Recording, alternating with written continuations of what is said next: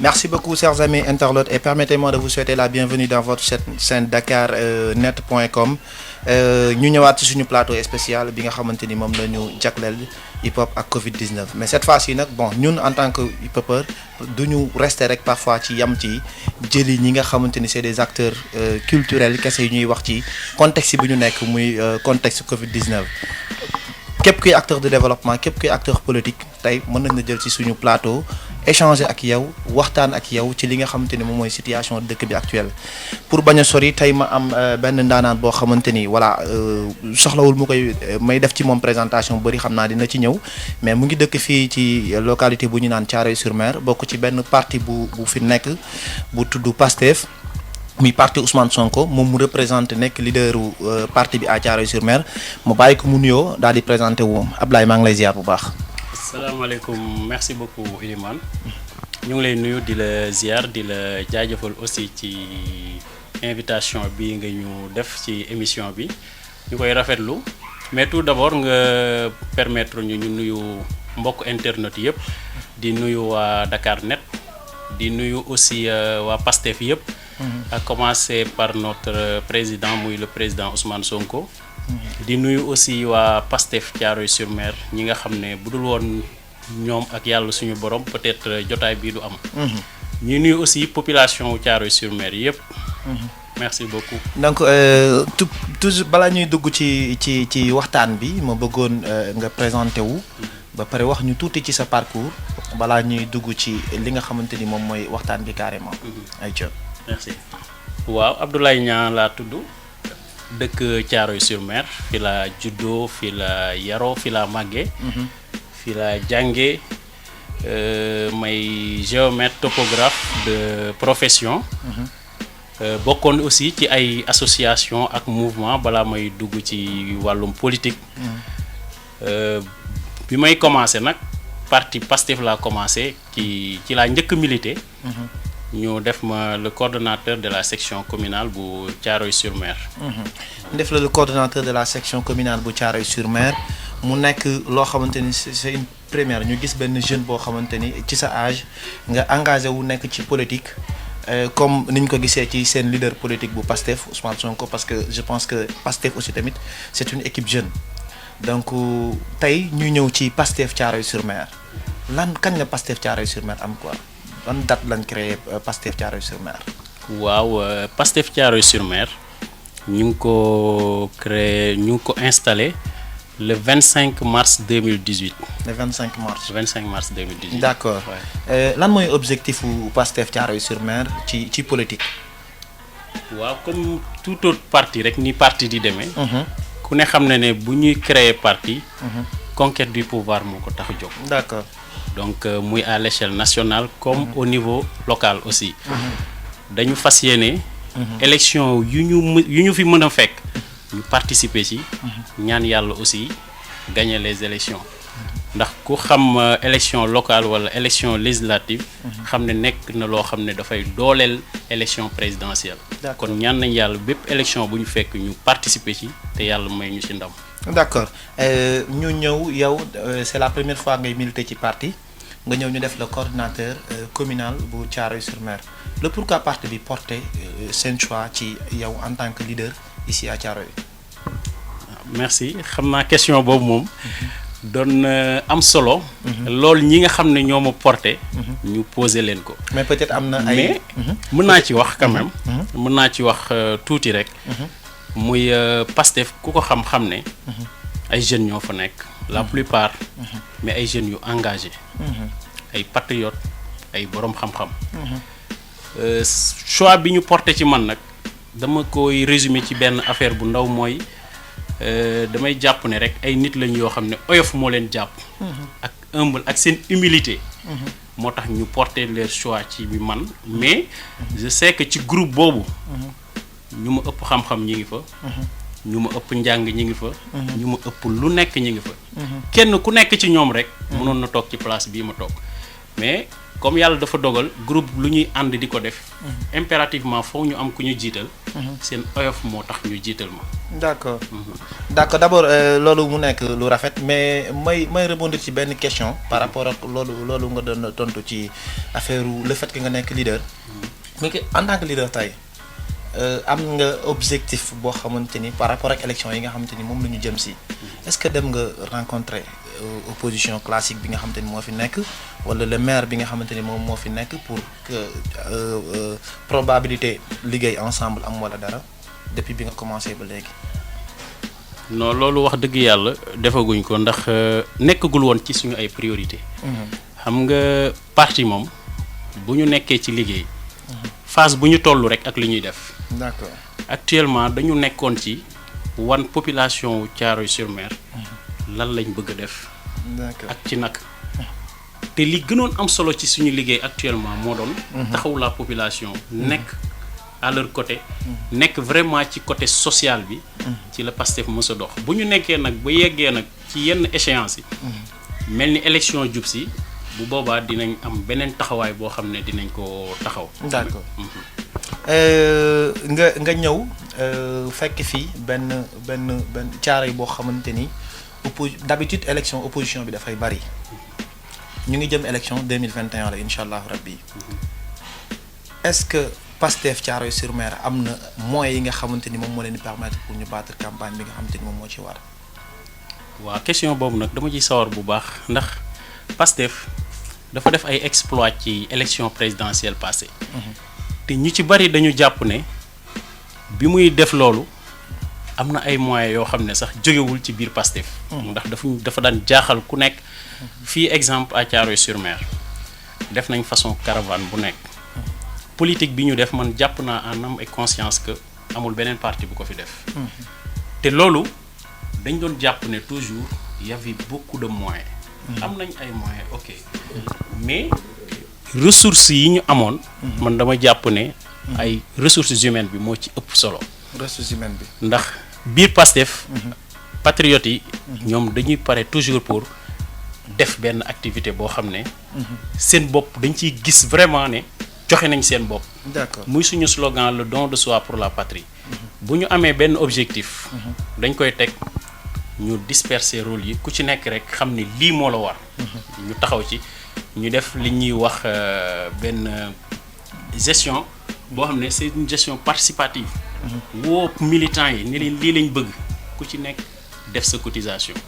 Pastef bailleur bi du kenn ko dul les militants de Pastef. mais ku ne xam na ne par exemple élection force financière daf ci am solo. et bu fekkee ne ci ay cotisation militants yi kese dañu yaakaar est-ce que yaakaar nga ne probablement war ngeen mën a atteindre seen ay objectifs par rapport ak élection yi ñu jëm. parce que élection yi 2020 la waroon nekk finalement ñu def ko 2021 donc charge yi mu ngi gën a yokku. de plus donc est-ce que ci lan mooy say stratégie en tant que leader. pour mën a réussir carrément recherche de financement boobu. waaw sama ay stratégie nag. du yëpp lay laal ci. mais mën nañ ci am tuuti quand même. xam nga aussi. tey jii bu ñu nee élection la ñu jëm. ça demande des moyens. d'accord et élection municipale la ñu jëm. élection présidentielle moo gënoon metti. et pourtant patriotes yi ñoo cotiser ñoo porter seen leader. tey jii ba gis ngeen résultat yi man problème bi doon am ci élection présidentielle yi parce que da nga doon gis ne yenn gox-goxaat yi. ci Sénégal. amoon na ay partis yoo xam te ne amuñu woon représentativité. ci côté bureau de vote et tout quoi. est-ce que genre problème yooyu mënul ñëwaat par manque de moyens aussi. waaw manque de moyens moom du ñàkk même le pouvoir en place mënul matale lépp. d'accord mais Pastef man dama gëm en âme et conscience que élection yu ñu dem. incha allahu rabbi moyens yi ñu soxla dinañ ko am. d'accord ndax génn nañ ci ay élections présidentielles. def nañ évaluation def nañ lépp. xam nañ li manqué woon ci ñun. te loolu bu ñu yeggaatee ci élection nekk na loo xam ne duñu dal. d'accord c'est la première fois nga ñëw ci langue politique bi indi Pastef à Thiaroye-sur-Mer bëgg fi def liggéey bu am solo ñu gis ne les élections yi passées fekkul woon nga nekk ci parti di militaire wala fekkul woon sax on peut dire fekkul woon sax nga nekk politicien c'est la première fois nga ñëw ci langue gi. ban jàngat nga amoon par rapport ak élection municipale yi nga xamante ni moo jàlloon ci bi passé je pense que c'était en 2014. waaw comme ni nga ko waxee. élection 2014 fekkul woon ñu nekk ci parti.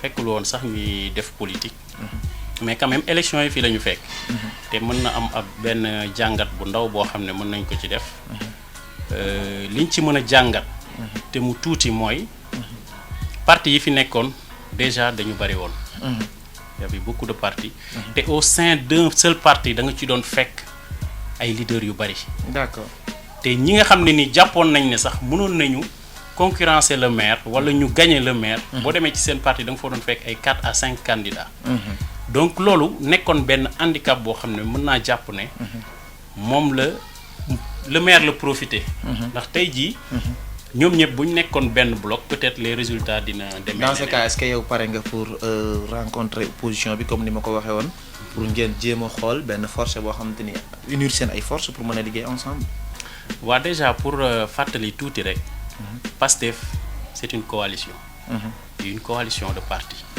donc ay partis yu bari déjà ñu ngi ci biir d'accord écarté wu ma ñu rencontrer d'autres mouvements wala d'autres partis mais décision bi mënaguñ ko jël tant que juguñu élection ba concerté wu ñun suñu biir ba xam lan ban taxawaay la ñuy am ci côté boobu. mu nekk lu am solo muy parti bi nga xamante ni moom la ñu jagleloon parcours politique bi ak li nga xamante ni mooy alternative yi ñu mën a am ak PASTEF pour élection yi di ñëw mais ñu jublu ci contexte actuel bi ñu nekk ku ne xam ne ñu ngi ci pandémie coronavirus mu nekk loo xamante ni question la boo xamante ni àdduna bi yëpp la concerné tey ñu gis PASTEF def na ci ay actions yu am solo à Thiaroye-sur-Mer déjà gis nañu yenn vidéo yi d'abord sama première question par rapport ak loolu mooy yow nan nga gisee gestion Covid-19 bi à Thiaroye-sur-Mer actuellement ci ni muy demee. d'accord merci Oulimane gestion Covid-19 bi man dama jàpp ne nekkul quand même loo xam ne lu yomb la mën nañ ko nangu ndax Covid-19 ça demande beaucoup de moyens pour combattre ko am na day poser sax problème suñu état yi mais néanmoins maire bu nekk am nga ci sa rôle boo xam ne war nga ko ci jouer localité bu nekk rek war nañ ci jouer seen partition même population bi war nañ ko ci jouer waaye nag fii ñu nekk aussi à Thiaroye-sur-Mer man commentaire bi ma ci mën a def mooy dañu manqué quand même communication ci ni ñu doon gérer mbir mi. ci ni ñuy gérer mbir mi. ni ñu ko gérer. ndax dama jàpp ne. boo jiitee ay nit. loo leen di mënti defal. il faut communiquer avant. pendant et après. du ni ñu doxalee amoon na ay problèmes. ba nit ñi dugal ko ci internet bi. vraiment sànni nañ leen façon xeer bu nekk.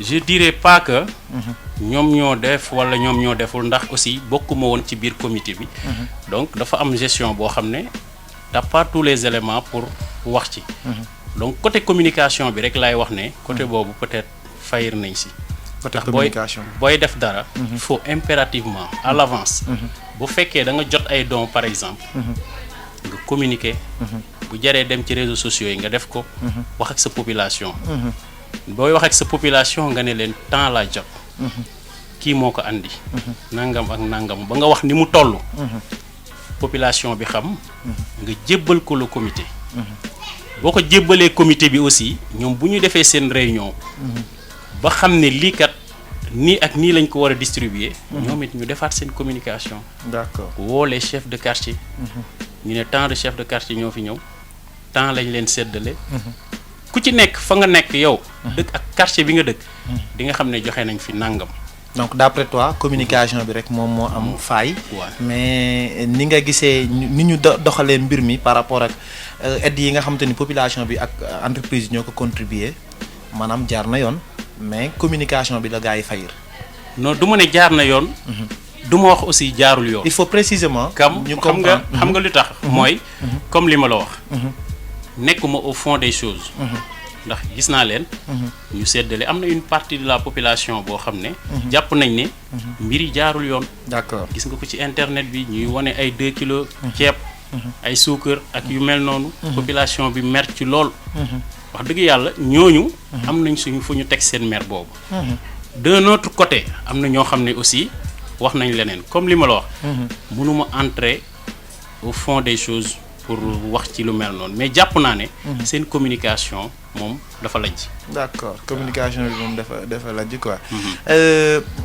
mu nekk lu am solo quoi donc yow nan ngay apprécier contribution population bi par rapport ak ASC yi nawetaan yi groupement femmes yi imam yi les chefs de quartier population bi ni ñu contribuer ci Covid bi à Thiaroye ak un peu partout au Sénégal parce que damay bañ ñu tënk affaire bi à Thiaroye kese mais yow nan nga gisee contribution population bi surtout nag à Thiaroye. waaw dama koy rafetlu. vraiment dama koy rafetlu lool. surtout sax à Thiaroye-sur-Mer nga xam ne ñun fi lañ nekk. gis nañ lu bari gis nañ vraiment force vive Thiaroye-sur-Mer yëpp. taxaw ci combat bi. surtout les associations. man dama leen di sant. vraiment di leen gërëm waaye. ndax aussi ak lu mu metti mën nañ ku nekk mën na comprendre ne Covid 19 ñëpp la laal. muy lu metti ay jeunes jóg. engagé wu. jël seen ay moyens jëndee ko ay. produits détergents jëndee ko ay masques. ak leneen ak leneen. dugg ci population bi di ko séddale. vraiment loolu c'est à saluer. te lu ñuy rafetlu la ñun. def nañ ko en tant que acteur politique. mais aussi dañuy rafetlu bi nga xam ne association yi def nañ ko ndax tamit mënoon nañu toog ñoom. ne ci population bi lañ bokk. bañ a def dara. voilà boo gis ku ne xam ne Thiaroye entreprise yi bari na à peu près mat nañ une quarantaine te gis nañ ne ñi ci contribuer bari wuñu bu fekkee ne am nga benn message boo xam te ni moom ngay wax les entreprises basées sur le territoire local lan nga leen di wax. waaw ñu respecter seen ay engagement ndax dafa am loo xam ne. dafay yoon ñoom ñu def ko waruñu xaar sax ñu woo leen ci. surtout ci situation bii ñu toll nii. ndax entreprise bu ci nekk. bu tegu woon ci yoon. dafa am lu ñuy wax RSE muy. la responsabilité sociétale d'entreprise. donc waruñu woon sax toog di xaar ñu leen di woo. à plus forte raison nag am yenn contribution yoo xam ne boo ko déggee sax da ngay am lu la metti. c'est important. surtout ci Thiaroye-sur-Mer bii ñu nekk nga xam ne.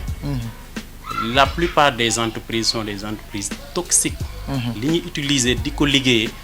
dafay am jeexital ci wàllum santé population bi. d'accord kon ñooñu. yaakaar naa ne waruñu woon xaar ñu leen di woo. ndax ñu ngi polluer la population. chaque jour te population Thiaroye-sur-Mer ku nekk xam na ni ñu mel. vraiment am nañ éducation boo xam ne. lu ci bari duñ leen ci dégg. kenn gisu leen ñuy toj ay car. si gisu leen ñuy sànni ay xeer. te pourtant bu doon yenn diwaan yi. peut-être entreprise yooyu am nañ ay problèmes yu sérieux. am na fi ay association yu xeex. ci wàllum produit yooyu nga xam ne yenn sociétés yi ñu ngi koy liggéey. comme ay Senchim. comme ni nga ko xamee. et pourtant pacifiquement lañ koy def. depuis des années ñu ngi ci nekk ci. te population bi yëpp la metti. donc du coup. bu ñu sañoon nag ñu taxaw ci seen ay responsabilités. d'accord mu nekk lu am solo. ku ne gis na ne pandémie bi actuellement cas yi mooy gën a yokk maanaam boo xoolee nombre de décès bi sax dafa gën a yokk mais le président dafa jël ay décisions assouplir affaire yi. gën na ko wàññi parce que li ñu tëjoon yëpp tijjiwaat nañu ko affaire bi dafa jeex wala pandémie bi dafa jeex mën nañ ko tuddee noonu wala aussi cas yi dañuy wax ne dafa rax politique ñi doon wax ne dafa rax politique dañoo mujjee am raison ban gis-gis nga am ci assouplissement wu président par rapport au couvre-feu bi yëpp ak lépp quoi. Covid 19 man dama jàpp ne. gars yi dañu def li ñuy wax un faux départ. faux départ. non seulement dañu def un faux départ mais dañu mel ni dañu daw ba ci digg bi taxaw di takk seen ay laase xam nga kooku ñëpp la fay romb dem seen yoon. ndax lu tal na Covid 19. nga koy dégg ci dëkk. ñun ñu ngi tëj suñuy frontière ñu ngi am le premier cas le 2 mars. Effectivement. boobu. mi ngi commencé Chine. di law ci yeneen dëkk yi. le 14 mars. suñu président génn à la télé. wax ci mesures yi nga xam ne. d'abord état bi jël na ko. muy bañ a rapatrier. ñi nekkoon Chine di ay sénégalais. ñun suñu président Ousmane Sonko. daf ci ànd ak le président Macky Sall. décision baaxoon la quoi. mu baaxoon la. mu rafetlu ko. beneen bi. mu ñaanoon à ce que état bi tëj ay frontières am. surtout ak au moins 3 pays yi nga xam ne nii pandémie bi commencé woon na fa def ay ravages. muy Italie. di France. di Espagne. loolu bokkoon ci li nga xam ne ñaanoon na ko. mu ñaanoon aussi à ce que ñu def une concertation. waxtaan ci. mais loolu yëpp. gis nañ ne 2 jours après ci le président Macky Sall génn. d'accord mais nag. boobu c'était trop tard ndax commencé nañ am 36 cas. ñu jàpp ne faux départ la ndax déjà au début rek waroon nañ bi ñu amee un premier cas. ba identifier ko. ñu tëj suñu ay frontières. mais comme ni ngeen ko xamee ñun dañu am dëkk boo xam ne. daanaka mimétisme bi daf fi bari tant que pays tubaab yi. notamment lu mel na France. jëluñu yenn décisions yi. def yenn yi ñun duñ ko def malheureusement. ba feebar bi dugg fi. ñu commencé am ay cas communautaires. ba ñu commencé nag ñoom di jël yenn décision yoo xam ne da ngay gis ne jël nañ ay décisions yoo xam ne. dese nañ ko préparer. pour ñu bañ a sori foofu. couvre-feu bi arrêt pratiquement mën naa wax ne niñ ko defee pratiquement dañ ko dindi quoi parce que loo xamante ni bi muy débuté 20h la woon ba 6h du matin ñu jékki-jékki 21h ba 5h du matin aujourd'hui ñoo ngi ci 23h ba 5h du matin. ban bilan nga mën a def ci couvre-feu par rapport aux résultats yi nga xam ne moom la indi. couvre-feu bi man dama jàpp ne sax mënoon naa ñàkk. mënoon na ñàkk. waaw dama jàpp ne mënoon na ñàkk ndax aussi. virus bi. du tëdd di nelaw. virus bi heure bu ne lay dox. mënoon ne nit ñi dox leen toute la journée. guddi gi toog leen seen ay kër ndax virus bi daf leen di jàpp. d'accord te pourtant contact bi bëccëg bi lay gën a am. kon mënoon na ñàkk quoi. mënoon na ñàkk par rapport ak réouverture école bi et tout xam nga tijji nañ ko ba mu yàgg ñu war a dem jàngi le jour bu ñu nee suba la réouverture école yi décret bi génnaat ñu annulé waat ko lan ban jàngat nga am ci affaire boobu aussi. waaw foofu aussi dafay wane rek comme li ma la waxoon. chaque fois dañuy jël ay décisions yoo xam ne boo demee ba ci biir da ngay gis ne lii c'était pas préparé ñu reculer waat. c'est-à-dire que ay tâtonnement la quoi. voilà bari na ci torop ndax aussi lu mel ni réouverture ak classe yi. man bi ma ko njëkkee dégg je me suis dit que. ñii dañu bëgg sacrifier élèves yi wala dañu bëgg sacrifier enseignants yi. ndax boo xoolee tey jii protocole sanitaire bi nga xam ne nii. le corps médical. waxoon na leen ko. mënuñu ko respecter. d'accord. franchement mënuñu ko respecter. y a à peine 6 points yoo xam ne nii mu ngi ci woon. d'accord muy ay 3 masques par par enseignant et par élève. ndox ci toilettes yi. mu am ay toilettes yoo xam ne dina am 2 portes ñii di duggee fii ñii di génnee fii. ay bac à laver ci buntu classe bu nekk. donc yooyu yëpp nga gis ne matalewuñu ko woon ndax. ay 2 jours avant rek da ngay dégg ay maires ñu naan jotaguñu seen ay produits. ñi naan jotaguñu dara gisaguñu dara te li ci gën a metti dañu jël affaire yi bàyyi ko ak collectivités locales yi. te ku ne xam ne ni muy demee. ñoom ñooy génn ci télé yi. ne lépp mat na. nga toogaat ci beneen télé. am ku ne jotuma dara. ngay war a xam ne nag protocole sanitaire boobu ñoom. mënuñu ko woon matal. benn ci lii tax ñu reculer jàpp naa ne ci la. beneen bi aussi. désaveu am na ci. ndax parents yi. am na ci bari ñoo xam ne nanguñu woon bàyyi seen élèves yi ñu dem. jàngi waay. ndax mënoo jël 16000 enseignants. à Dakar. tas leen ci biir Sénégal. bu pare doo leen defal test. waaw nga mën a certifier ne ñooñu amul kenn ku ci am corona. waaw c'est vrai. vraiment muy lu doy waar ci réew mi ni ñuy gérer Covid bi. dafay continuer di émouvoir ñëpp. d'accord ma ñëw ci distribution wu denrées alimentaires yi. bilan bi nga ciy def de manière générale. distribution wu denrées yi. distribution wu denrées yi moom. dafa doy waar ndax ba léegi kenn distribué gu. non am na ay zones yu commencé di distribuer. non fi mu nekk nii. majeure partie des Sénégalais. gisuñu sax ay denrées alimentaires c'est vrai que. fi mu semaine bii. andi nañ ci yenn communes yi. tëj ko ci yenn bërëb. toog di xaar kenn xamul lu ñuy xaar nag. à Thiaroye commencé guñu distribution bi. ah mën de gisaguñu suñu koñ moom gisaguñu. gis nañ daal ceeb buy dugg ci commune bi. gis nañ fu ñu ko denc aussi. je pense que waaye distribution bi gisaguñu. je pense que stocké nañ ko.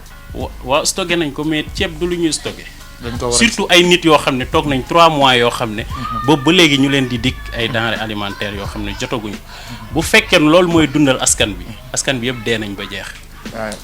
merci beaucoup il se tire à sa fin temps bi mayuñu ko mais xam naa incha allah rabi du ñàkk ne Dakarnet TV incha allah dakarnet.com dina fi ñëwaat seet si waat la ñu gën a yaatal waxtaan bi et tout ñun nag dañu ñëw tey gën a yaatal rek parce que suñu plateau bi d'habitude les acteurs culturels dañ koy jagleel mais culture développement la te yéen ay acteurs politiques yi yéen a mën a jàppale culture bi aussi tamit quoi parce que pour ñu exister faut que yéen ngeen exister quoi donc looloo tax ñun suñu micro sañ nañ leen ko dékk pour ngeen wax quoi ban message nga am de manière générale pour les acteurs culturels yi nga xam te ne ñoom ñooy faral di seetaan plateau spécial bi nga xam te ne moom mooy Covid 19. waaw ñu gën a am engagement ci li ñu nekk. gën a taxaw ndax tamit ay porteurs de voix lay. ku xam ñi nga xam ne ni ñoo nekk ci wàllu musique bi yëpp c'est vrai c'est vaste. mais ay porteurs de voix lañ yoo xam ne mënuñu ñàkk. mooy ñi nekk ci presse bi ñoo ñuy informer. donc ñooñu man je pense que ñoom ci seen bopp ñoo war a xam dayo bi ñu am. gën a engagé wu. gën a taxaw. xam ne tamit ci mbir yi lañ bokk kenn waru leen ci boddi. xam nga parfois dinañ la écarter. nga mel ni da nga ci bokkul. alors que mbir mi mbiru ñëpp la. tey jii bu fekkee ni gouvernement bi di doxee. neexu leen. yéen da ngeen war a bokk ci ñu war a taxaw. effectivement parce que yàgg nañ ko def aussi tamit. même boo xoolee à Thiaroye sax les man ci domaine d'activité bi nga xam ne ñun moom la ñu nekk rek muy hip hop bi depuis que pandémie bi commencé ba léegi gars yi ñoo ngi def ay sound di sensibiliser mais également ñooy génn sol seen ay t-shirt bokk ci association yi bokk ci mouvement yi. di sensibiliser ce qui signifie que ne ñun ci askan bi la ñu bokk. te dañu mën a combat yi nga xamante ni moom mooy mën a développement quoi. donc émission bi jeex na ban message nga am pour Sénégal gépp ak lan ngay tàggatoo quoi. waa tout d'abord damay sant yàlla. ci may bi ñu may ñu mën a def émission bi. lépp luñ fi wax yàlla na nekk loo xam ne dafay jëriñ. di ñaan aussi suñu borom mu. yamale fi mbas mi nga xam ne mu ngi sonal àdduna yépp ñi tëdd ci lalu hôpital yàlla yëkkati leen ñi nga xam ne day ci jël seen bakkan aussi yàlla xaare leen aljana di profiter aussi ci occasion bi pour remercier ñi nga xam ne ñooy le corps médical nga xam ne depuis mbas bi commencé ba léegi vraiment ñu ngi def liggéey bu am solo te parfois moyens sax du daje ñu exposé à des risques yoo xam ne kenn mënu la ko expliquer yaakaar naa ne ñooñu ñu jara ñaanal lañ ñu jara sant lañ di sant aussi waa PASTEF yëpp ndax comme ni ma ko waxee rek tout le temps PASTEF c'est une équipe soudée boo xam ne chaque fois bu kenn mooy génn le président Ousmane Sonko en général moom la ñuy gis mais ñi ci ginnaawam ñi ngi def liggéey bu am solo donc ñu ngi leen di jaajëfal yéen ñëpp ak di leen jaajëfal yéen aussi waa Dakarnet di ñaan yàlla aussi mu defal leen ay xéewal defal leen sutura bu baax di ñaan àdduna bi yëpp du ma ne sax population sénégalaise ñu respecter les mesures barrières yi nga xam ne ni ce sont des mesures édictées par le corps médical ndax tamit moo ñuy musal ndax gis nañ suñu taxawaayu nguur yi nga xam ne ni ay généraux lañu woon yoo xam ne ñoo jiite woon xeex bi dem ba ci biir wàññeeku taxaw ci ginnaaw nañu ne population bi dem leen kon nañ jël suñu ay mesures jël suñu ay matuwaay pour mën a xeex mbas mi. Merci beaucoup c'était le plateau spécial hip hop solidarité Covid 19 tey nag amu ma woon ganu hip hopeur sama gars yi maa ngi leen di ziar di leen wax ne comme ni ma ko waxee ci présentation bi c'est normal que ñu invité gars yi ñu wax ak ñun parce que ñoom demee ñoom ñooy nekk suñu ay dirigeants ñun tamit ñooy nekk population bi réclamé nañ leen teel a dégg suñu micro bu ko defee lu yàlla def suba ñu xam ne ñun kat bi ñëw dégg leen suñu micro jotee en tant que hip hopeur def nañ ko donc merci beaucoup on se donne rendez-vous à bientôt sur dakarnet.com.